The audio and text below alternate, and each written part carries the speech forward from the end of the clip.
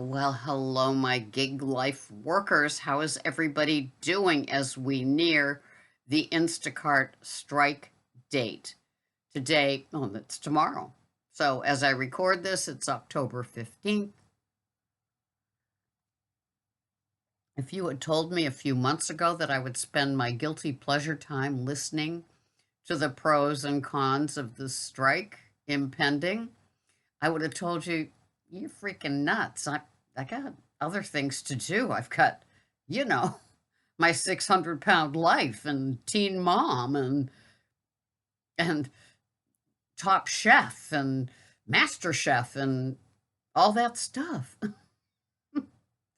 But I have been listening to it, and you learn a lot. And and I appreciate everybody's opinions. I respect you all and what it is that you're going to do. But, like, take my life, for example. I'm 71. I'm not career bound. I'm not working my way up to obtain anything. I'm kind of at the, make enough money to pay your bills, maybe put a little bit away for catastrophes. My assets are divided. I've spent lots of time doing, buying silver coins, gold coins, properties, stocks, EFTs, CDs, all that kind of investment stuff. I'm 71 and I get a piddly little Social Security check because I had dumb little jobs all along the way. And, I really took my money out as a gig worker and having my own business that, I don't know anybody that claims every penny they pull in, but, I'm just saying. So I've been working since I was, well, 9, babysitting, but 14 was my first paycheck. I was working in a nursing home, and I've always paid myself first. That's always been what I've done. And so I've been able to acquire assets, plan A, B, C, D, E, in addition to the asset of keeping my body healthy and strong so I can do what I need to do. It's not taking orders with 6 cases of water, but that not that kind of strong, but just the endurance. I keep a regular routine. Health is important to me. I make sure I get enough good nutrition, good that works for me. I keep up with my medical appointments. I take care of this asset in addition to the financial assets. And I guess I am a financial asset as I'm still in the workforce at 71. And as I've said, in May, I saw a lot of writing on the wall with gig work. It just wasn't working for me. And I was not taking it personally, but I personalized it in the sense of it takes 20 minutes, it takes 10 minutes to get to Starbucks. It takes 8 to 10 minutes to wait for that little bitty order. In a perfect world, I'm going to get $5 total, a $2 tip and a $3 trip, right? And, it might only be 2 miles, but by the time I get there and do that and get set for the next gig opportunity, you know, it's not like I'm going to be doing, 30 trips in a day. I thought I could, I thought I would, but traffic enters, bad weather enters, new employees or lack of employees at the places you're going to pick up your order. If you were used to going to McDonald's and being able to pick up your order right away, and you'd have a savvy crew that would be ding, ding, ding, one on the fryer later, one at the takeout window, one bagging everything, one paying attention to the computer and making sure everybody is doing their, the orchestration, the symphony of making, one order for somebody, either at the drive-through or online, like that will be picking up, or somebody that's just standing at the counter. And all of a sudden, what was a 5-star team of 5 is now down to 3, and one of them can't even read or count change. And so the operation is slowed down. People aren't restocking the supplies that they need. So in the middle of a crazy busy shift, they've got to restock the cream at Starbucks or the coconut milk, or there's not enough lids to fit the cups or the bags. And and then somebody's reading, you know, I it seemed like it was a different iPad for like the online orders, both gig and personal, and somebody's kind of scrolling through that, they could miss something, and it ends up you're waiting, and you ask them, and they get snarly because they're stressed out because other people are waiting. And it's been crazy. So there was writing on my wall that maybe the gig work wasn't going to be it wasn't going to be a profitable summer. Same with Uber. You know, I get up early. I get up early anyway to do videos and answer comments, and so I was all set from 5 o'clock on to do Uber. In fact, I had a car marked for it. You know, an SUV that was ready. At first, I had an Explorer. I could fit, well, they knocked off the passenger seat, so I could easily take 5 people in it, and then I traded that for a Ford Escape, no, a Ford Edge, and I could only fit three. It didn't have that third seat, and so anyway, so the Uber trips became few and far between. There were a few, golden egg days, but then those sort of stopped too. And so there was always some sort of force saying to me, this ain't like it used to be pre pandemic, girly.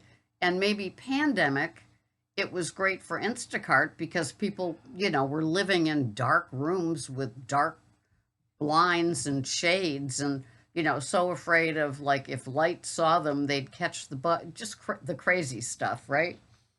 And so then they began to lift the restrictions little by slowly as more and more got vaccinated, and there was less and less opportunities for me in my area. And so I took this job at at Shaw's to be an in-store shopper, thinking I'd supplement the Instacart. And for a while it was working, but then the Instacart was slowly drying up and the batches just weren't profitable. So as a business person all these years with gig work that I've done, also as being a landlord, when to pull the plug, when to add, when to take a vacant property and put some money into it and, recoup, refinance, all the different things that I've done along the way. It was when my boss at Shaw said, we'd like to offer you a full-time in-store shopper position, take you off the streets, he said, with the Instacart. And it's like, yes, yes, it means that I don't have those extra $200 a week jobs, but those extra $200 a week jobs don't exist down here anymore. The batches are hideous for an old person trying to preserve her strength. And so I made the decision. I'm at a different place in life than a lot of other gig workers. A lot of gig workers are doing this until, right? It's not going to be forever. I was doing it full time and it was highly profitable and it worked for 2 years and then it stopped. It stopped after the pandemic. That's when everything began to change for me here on Cape Cod. And so it's like I'm not making the money. I'm frustrated. Gas prices, you start paying three something a gallon and you were paying less than $2 a gallon. That shows up as well. And so I just made that decision to do W-2. Yes, I've kept my apps. Yes, I keep on what's doing. In a perfect world on my day off, I'd love to do 5 or 6 point pickups because those are easy. You don't have the frustration of having to shop. You're in, you're out, you deliver. No, you're not really going to get a tip. I don't think you ever do, really. I never have with point pickup. But it's busy work, and I like busy, and you can pick up something and do it, and I like that little paycheck that comes in addition to the W-2. Now that I'm full-time with the W-2, I get crazy little things like time and a half, and I get holiday pay, and then there's other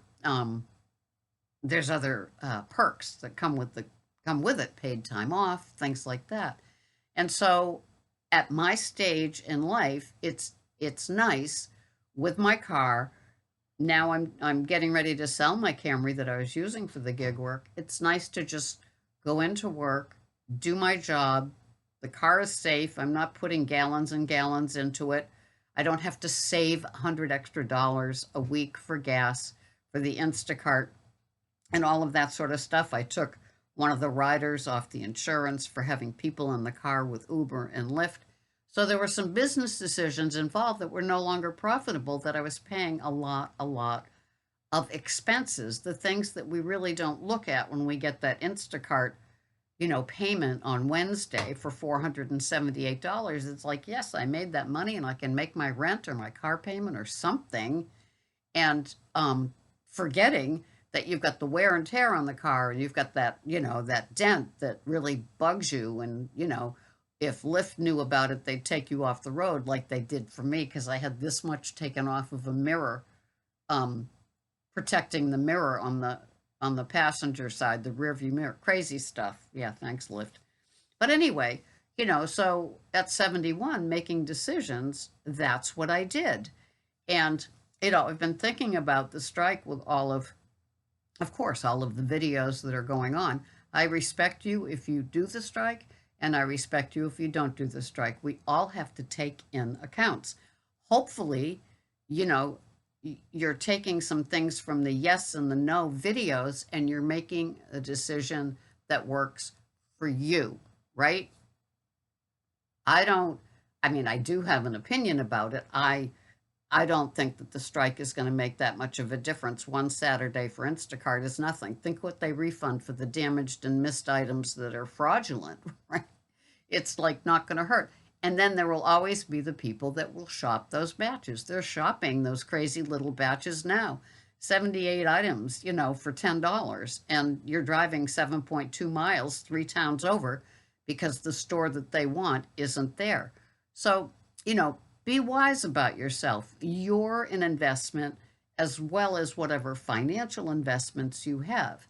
Your stage in life, your age in life. Do you have 3 little ones at home? Do you have them in somebody else's home and you're making a child support payment of $250 a week? That's a big nut, maybe even more. Plus your own rent, your own car, your own wear and tear. So we all are at real different places in life. So we can give our time to support other workers in what they're doing for what works for them.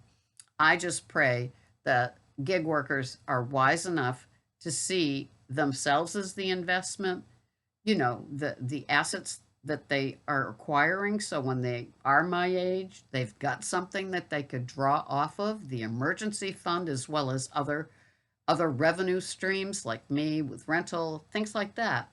Just be careful. Be careful that you're not fulfilling somebody else's request of you with striking or not striking. Make sure it's about your business. That's the whole thing about independent contractors. We are our own business people. We get to make our own decisions. Hopefully, you learn and grow. And learning and growing costs us. Sometimes it costs us money to make a change. Now that I have a W-2, when I have holiday pay or overtime, yes, it makes a difference, But if I had just a straight 40 hours, I wouldn't have those little, bumps along the way. But it's all working out for me, and that's that. And yes, I love gig work. And yes, on my 2 days off, I think of doing it, and I could. I love point pickup. Like I said, Instacart is a grind right now, so there's really no reason for me to think that there's going to be any great, I was the type that would take a $35 to $45 order that was kind of close, not kind of, and enjoy it, for the shopping part. I love the shopping, but now I get to do that for W-2. But that's my stage in life. You have to be careful about your stage in life, and that you're doing something that works for you, your company, as it were, your family. Don't do it because somebody else thinks it's a good idea. For all of us, make sure you know the benefits of doing something or not doing something that's going to work for you. Just know your worth. And that's my take on that for the day. So be safe out there. Do what you need to do. Comment below. I learn from all of you all the time. Thank you so much for watching. This has been Sarah, Gig Girl, Instacart, Pearls of Wisdom. Thank you for watching. Bye-bye for now.